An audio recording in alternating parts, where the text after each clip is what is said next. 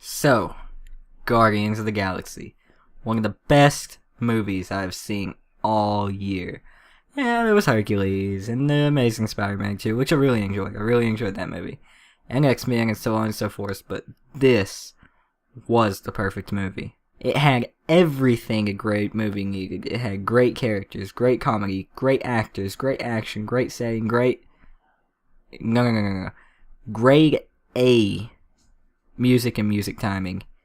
And an okay villain and a perfect mix of a main character, a great main character, and a great actor for that character combined. But to get into a little bit of the backstory without spoiling anything too big, our story starts out with Peter Quill, a young Earth boy whose mother is dying of cancer pretty much in front of his eyes.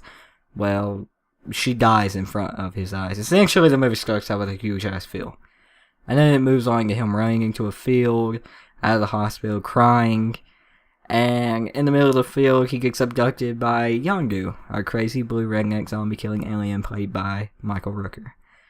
Also, he was one of my favorite characters and a complete badass. And that leads to our main peep doing some dancing to some great music on a deserted planet, which leads to him getting chased for a weird ball thingy, which leads to Rocket and Groot chasing him, which leads to them being arrested and meeting Batista. The Destroyer. And that leads to other things, which leads to other things, which leads to bigger things and big spoilers, which I cannot talk about. But one thing I can say is Thanos was in this movie. And fucking awesome. I cannot wait to actually see him in the action instead of just sitting there. But into what I thought of the main story and the villains, I think unless the big baddie was like well known in the Guardians comics, he shouldn't have had that big of a part. I didn't really like his character.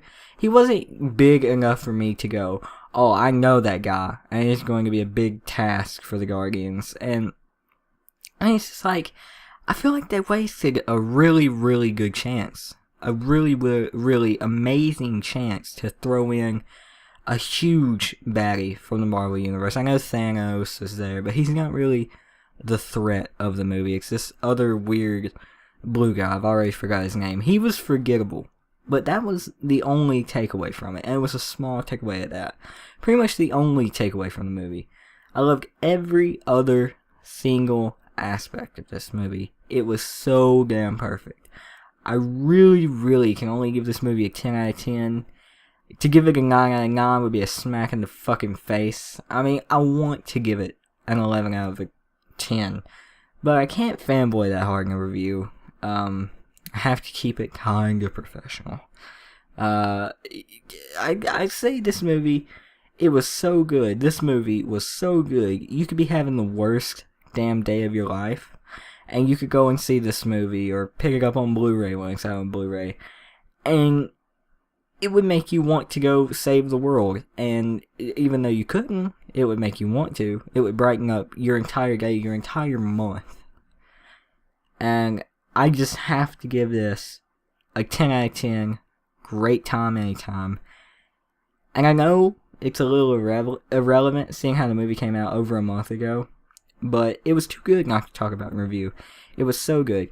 Frickin' Chris Pratt was amazing in this movie. So funny. The girl who played Gamora was stern. She was just freaking scary sometimes. Batista, Dax, he was great. Rocket was he was tied with Star-Lord. Rocket Raccoon was. He was tied with my favorite character of the movie. He was just so fucking good. And it's like, instead of him being the translator for Groot, at least this is what I think. It's just his subconscious talking to him. That's not even what I think. That was what my friend thought, and I'm stealing it from him because it was good. Freaking Vin Diesel gets paid a shit ton to say I am Groot. But hey, he was good at it. And it didn't really, I don't know, it kind of set up pretty good for a sequel. But not that well, in my opinion. It didn't really set up that well for a sequel. There was the outro for this one was the duck guy. I forget his name, but It was the gut guy. The acting was grade A in this movie. The setting was grade A. Like I said, the music was grade A. It was just one of the best movies I have seen ever. It's... I don't even really have a favorite movie, I don't think. But if I did, it would probably be this, honestly. It would probably be this. And The Avengers. I can't wait to see Guardians of the Galaxy 2. Can't wait to see Avengers 2. I hope that one of them, Star-Lord, I hope that him or Rocket Raccoon makes an appearance in that one. And they probably won't, but hey, a guy has to hope. Anyways, guys, I want to go ahead and thank you guys for watching. Hope you enjoyed the review. I give this a 10 out of 10. If you have the money and you haven't seen it yet, I don't see why you haven't. I don't see why you're seeing it now. Go out and see it as soon as possible. It is honestly one of the greatest movies of the past however long. I don't know. I'm probably overhyping it because I'm in the phase where I see a movie and I'm just so biased because it was good at the time. But this is good anyway. So go see the movie. It's well worth the $8.50 ticket that it costs, which is a little bit expensive.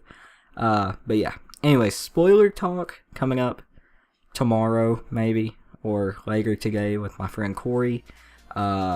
He's got a review of his own coming out. He's who I went to see it with. Anyway, enough rambling. I'm gonna go ahead and thank you guys for watching. Hope you enjoyed the video. Please like, comment, and subscribe, and I will see you guys on the next one.